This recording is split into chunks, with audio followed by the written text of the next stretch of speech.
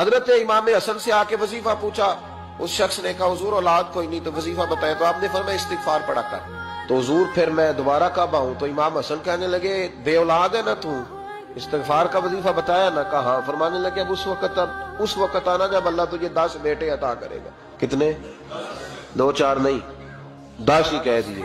تو حضرت امیر معاویہ رضی اللہ عنہ دیکھا، کہنے لگے حسن اتنا بڑا دعویٰ؟ آپ فرمانے لگے میں نے کہہ دیا نا تو اللہ فضل کرے گا۔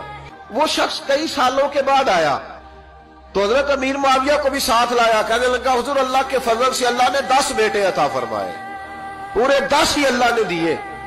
تو حضرت امیر معاویہ کہنے لگے جناب بات تو آپ کی سچی ہو گئی، پر مجھے بھی بتائیں یہ وظیفہ کہاں سے لیا؟ فرمانے لگے قرآن پاک سے، سورہ نوح کی 10 11 12 آیت پڑھو۔ اللہ فرماتے تم استغفار پڑھو، میں تمہاری بیٹوں سے بھی مدد کروں گا، مالوں سے بھی مدد کروں گا۔